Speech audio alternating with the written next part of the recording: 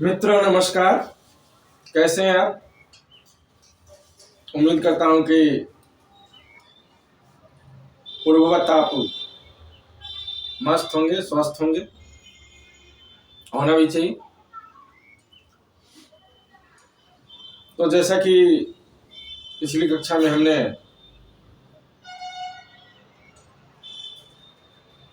जिस तरह से मध्यावधि चुनाव होता है आपातकालीन, उसी तरह से बजट आ गया था तो बजट की समीक्षा की थी। एक बार फिर से हम बात करेंगे हिंदी व्याकरण की। हिंदी व्याकरण के बचे हुए खंडों पर जो हमारा विचार विमर्श चल रहा था, जो विश्लेषण चल रहा था, वो आगे बढ़ेगा। इस क्रम में हम पिछली कक्षाओं में संज्ञा और सर्वनाम के बारे में बात कर चुके हैं विस्तार पूर्वक। आज हम बात करेंगे विशेषण की। आज हम विशेषण की विशेषता बताएंगे, जो दूसरे शब्दों की विशेषता बताता है।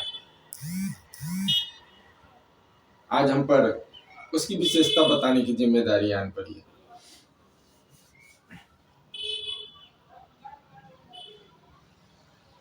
सबसे पहले परिभाषा हो जाए। क्या आपने कभी सोचा है कि परिभाषा की परिभाषा क्या होगी? एक बड़ा रोचक संस्मरण मुझे याद आ रहा है कि हमारे स्कूल में एक शिक्षक थे, बीएससी मास्टर साहब हम लोग कहते थे उन्हें। गांव में तो मार साहब कहते हैं, मार साहेब भी कहा जाता है हमारे वैशाली जिला में। उनको बड़ा अभिमान था अपने अंग्रेजी ज्ञान पे। मेरा भाई पढ़ता था स्कूल में। उसने कहा कि मैं बीएससी मार साहेब से कुछ पूछना चाहता हूँ। मैंने कहा कि स्पेलिंग पूछ लेना, देखो पूछ कर। उसने पूछ लिया। अब बेचारे परेशान हो गए, स्पेलिंग क्या होती है। काफी दिनों तक बता नहीं पाए। फिर किसी शब्द को उसमें देखकर उन्होंने बताया। तो उसी तरह से अगर आपसे कोई अचानक पूछ दे कि परिभाषा की परिभाषा क्या होती है, तो आप भी निरुत्तर मत हो, क्योंकि परिभाषा की भी परिभाषा होती है। ऐसा थोड़े ना है कि परिभाषा की परिभाषा नहीं होती।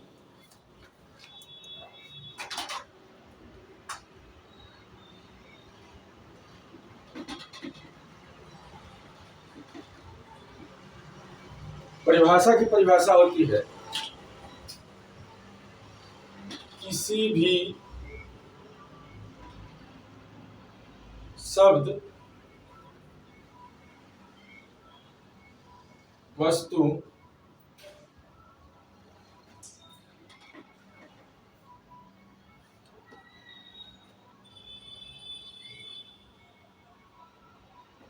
या स्थान के बारे में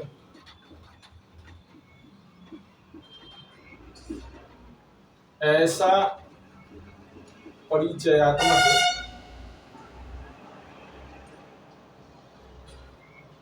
वर्णन जिसमें अव्याप्ति या अतिव्याप्ति दोष न हो, परिभाषा कहलाती है।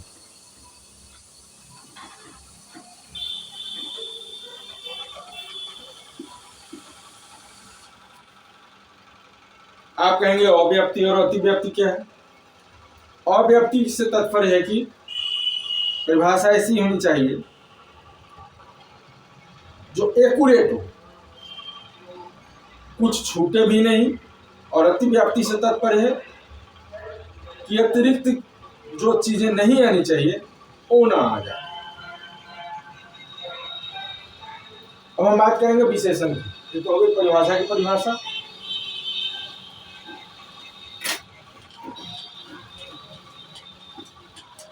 परिभाषा की विशेषता हो गई। अब हम विशेषण की विशेषता पर बात करें।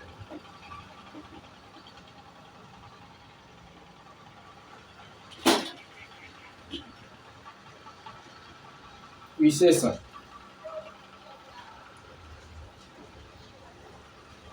विशेषण क्या करता है?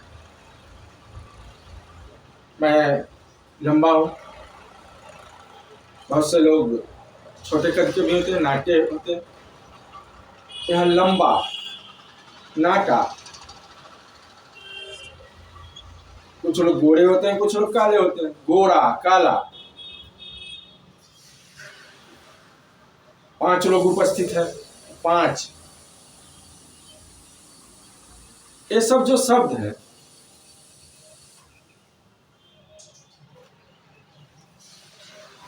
या तो ये संज्ञा की विशेषता बताते हैं या सर्वनाम की। तो विशेषण की परिभाषा क्या होगी?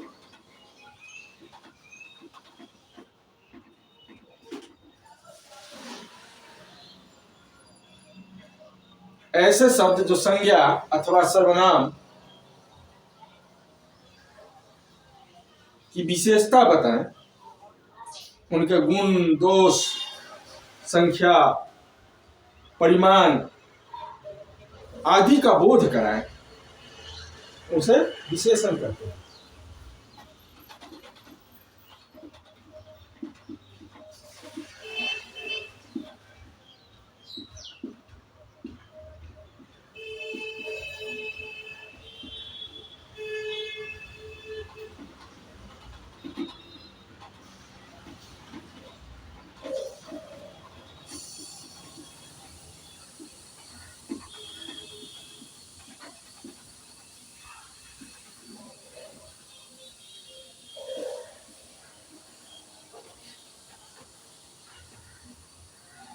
जैसा कि मैंने बताया कि बड़ा, छोटा, लंबा, मोटा, दयालु, सुंदर, कायर, वीर, टेढ़ा मेढ़ा, सीधा, 1, 2, ये जो शब्द है, ये संज्ञा या सर्वनाम की विशेषता बता रहे हैं। यहाँ जिन शब्दों की विशेषता बताई जाती है उन्हें विशेष्य कहा जाता है, और जो शब्द विशेषता बताते हैं उन्हें विशेषण कहा जाता है। जैसे अगर मैंने कहा कि राम मोटा है, श्याम पतला है, दुबला है, गोरा है, काला है, तो यहाँ राम और श्याम विशेष्य हो गए, और मोटा, काला, गोरा, लंबा ये विशेषण हो गए।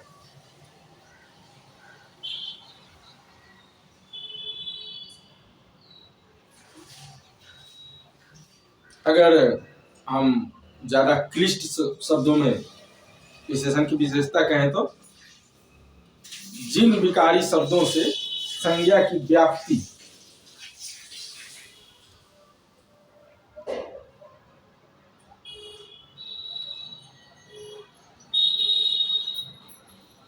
का पता चलता है उसे विशेषण कहते हैं। संज्ञा की व्याप्ति निर्धारित होती है, जैसे मेहनती छात्र सफल होते हैं, धर्मपुर स्वच्छ नगर है, आम पीला है, ऐसा आदमी कहाँ मिलेगा।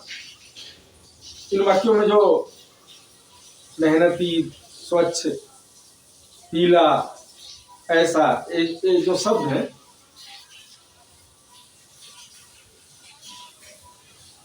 इस संज्ञाओं की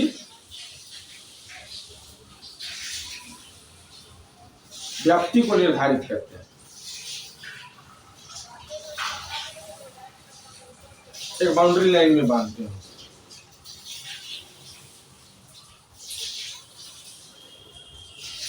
जाहिर है आजकल तो चापलूसी का युग ही है।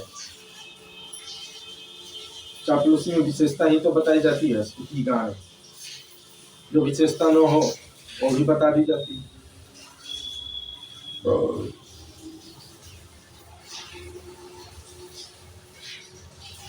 विशेषण के भी बोध होते हैं, कुछ भेद होते हैं। विशेषण के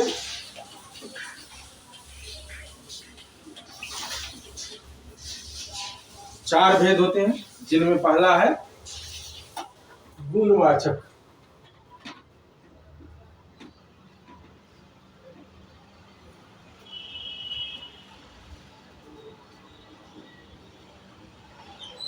जिन शब्दों से संज्ञा या सर्वनाम के गुण, रूप, रंग आदि का बोध होता है उसे गुणवाचक विशेषण कहते हैं। जैसे बगीचे में सुंदर फूल है, राम काले थे, राधा गोरी है, इत्यादि।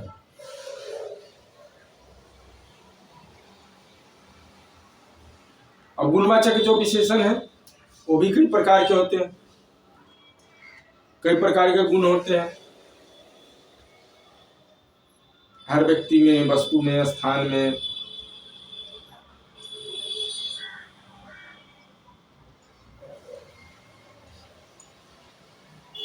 पहला गुणवाचक जो विशेषण है, अगर हम उनके भेदों की बात करें, उसके भेदों की, तो गुणवाचक विशेषण 7 प्रकार के होते हैं। जिसमें पहला होता है समय संबंधी, नया, पुराना, ताजा, वर्तमान, भूत, भविष्य, अगला, पिछला।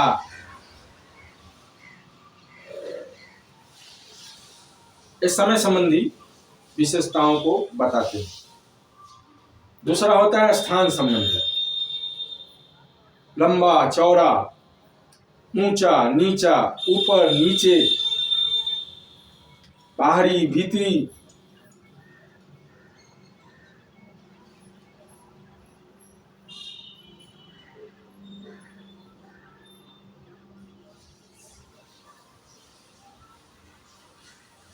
ये हो गए स्थान संबंधी। तीसरा होता है आकार संबंधी,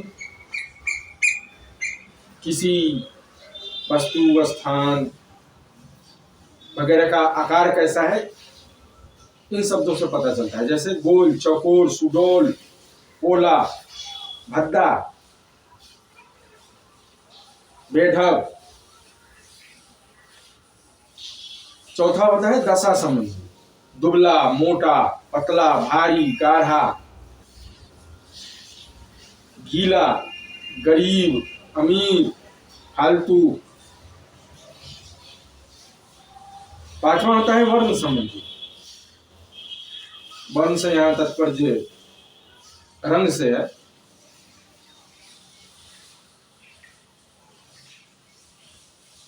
वास्तव में जो चातुर्वर्ण हिंदू समाज में आया हो, वो भी रंग से ही आया होगा। लाल, पीला, नीला, हरा, ये जितने भी रंग होते हैं ये वर्ण संबंधी विशेषताओं को बताते हैं। गुण संबंधी, हर आदमी में गुण होता है।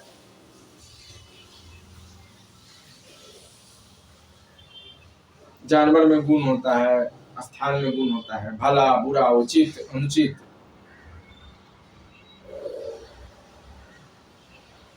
क्रूर, दयालु आदि जो है ये गुण संबंधी विशेषताओं को बताते हैं।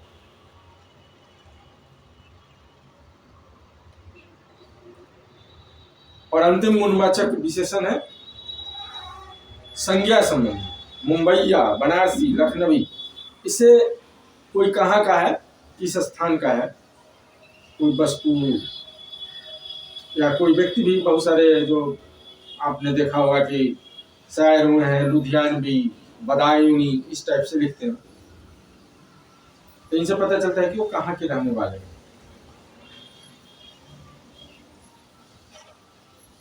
तो ये हो गए संज्ञा संबंधी गुणवाचक विशेषण। दूसरा जो विशेषण है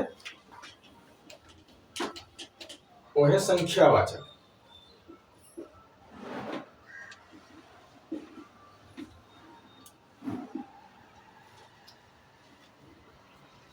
जैसा कि नाम से ही जाहिर होता है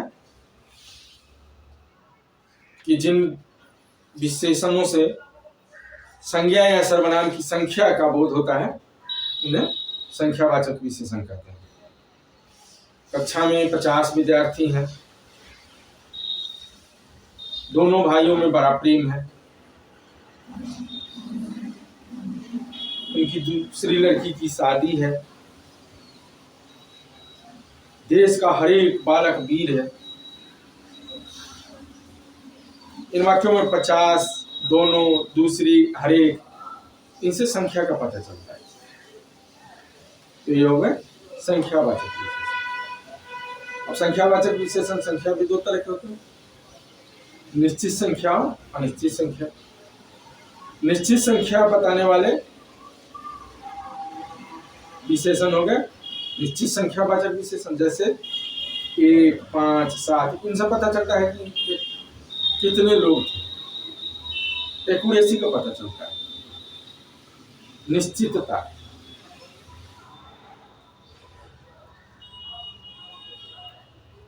दूसरे प्रकार का जो संख्यावाचक विशेषण है उनसे पता नहीं चलता कि निश्चित रूप से कितनी संख्या थी, कई, अनेक, सब, बहुत। मैं कई बार मजाक में बोल देता हूँ, कोई पूछता है तो कितना बजा है, मैं कहता हूँ बहुत बजा है, तो इसे कुछ पता नहीं चलता कितना बजा। अब निश्चित संख्यावाचक जो विशेषण है इसके भी कई भेद होते हैं।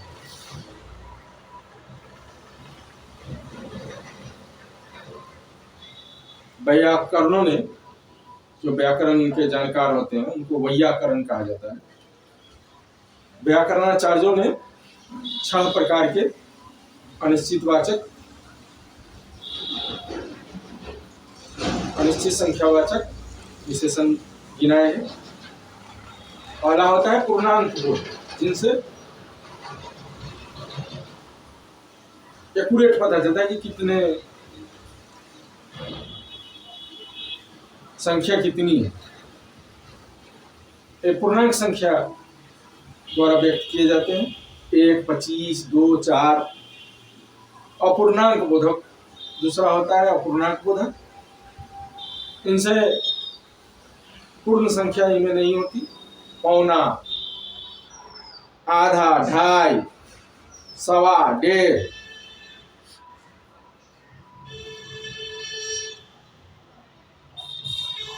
यह पूर्णांक बोधक विशेषण। अब 2.5 आदमी तो हो नहीं सकता, आप पहले ही 2.5 आदमी थे, 2.5 आदमी कैसे होगा भाई, जब भी होगा 2 ही होगा। तो इनका प्रयोग ज्यादातर द्रव्यवाचक संज्ञा की विशेषता बताने में होता है। 2.5 दर्जन, पौना किलो, सवा लीटर। तीसरा निश्चित संख्यावाचक, संख्याबोधक, संख्यावाचक विशेषण होता है क्रमवाचक, जिससे पता चलता है कि क्रम कैसे, कितना, किस क्रम पर आता है। दूसरा, चौथा, 11वां, 50वां आदि। चौथा होता है आवृत्तिवाचक, 2 गुना, 4 गुना, 3 गुना, दोबारा, चौबारा, तिबारा, ये हो गए आवृत्तिवाचक।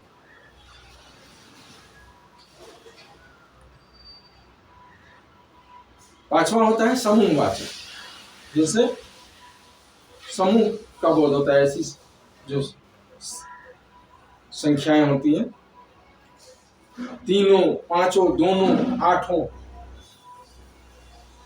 इन शब्दों से समूह का पता चलता है कि सामूहिकता का बोध होता है। और सबसे अंतिम निश्चित संख्यावाचक विशेषण होता है प्रत्येक बोधक। प्रत्येक, एक एक, एक एक कर आगे आइए, प्रत्येक को एक एक कलम दिया जाएगा। तो इससे प्रत्येक का बोध होता है।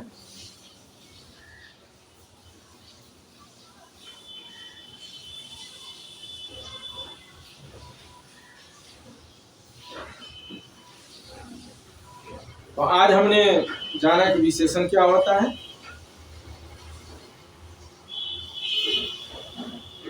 और गुणवाचक विशेषण क्या होता है, संख्यावाचक विशेषण क्या होता है, ये भी जाना। परिभाषा की परिभाषा भी हमने जानी।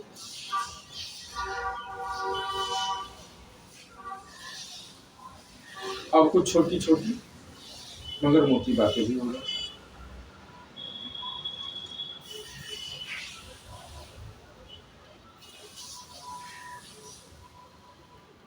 आप लोगों ने पढ़ा होगा कि स्वस्थ तन में ही स्वस्थ मन का निवास होता है। तो आप लोग पढ़ाई के क्रम में स्वास्थ्य का भी ध्यान रखें, क्योंकि जब स्वास्थ्य ठीक नहीं होगा सारी पढ़ाई बेकार होगी। मान लिया कि आपने तैयारी की 6 महीने तक, साल भर तक, और परीक्षा के दिन याद की तबीयत खराब हो गई, परीक्षा खराब चला जाए, सब बेकार, साल भर की मेहनत आपकी खराब हो गई। दूसरी बात कि जब भी असफलता का मुंह देखना पड़े तो उदास मत हुई, फिर से ये स्टार्ट करिए, शून्य से बार बार शुरुआत करिए। हारिए न हिम्मत, विसारिए न हरिनाम। भगवान पर भरोसा रखिए और लगे रहिए।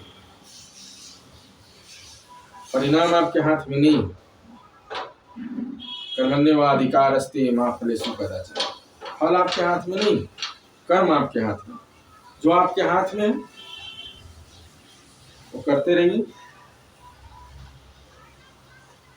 चलते रहिए, रुकना नहीं है।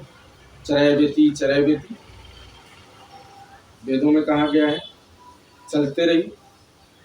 महाभारत कहता है कि जब इंसान खड़ा होता है तो उसका भाग्य खड़ा हो जाता है, जब सोता है तो उसका भाग्य सो जाता है, जब वो बैठता है तो उसका भाग्य भी बैठ जाता है। तो जब हम कर्म करते हैं तो हमारा भाग्य भी कर्म करता है। इसलिए निराश होने की कोई आवश्यकता नहीं है, और एक क्षण के लिए भी निराशा को अपने मन में घर मत करने।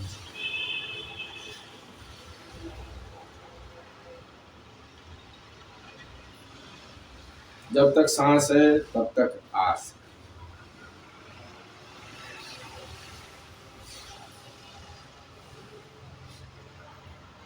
आगे भी मैं आप लोगों का मार्गदर्शन इसी तरह करता रहूंगा जहां तक मेरी क्षमता है।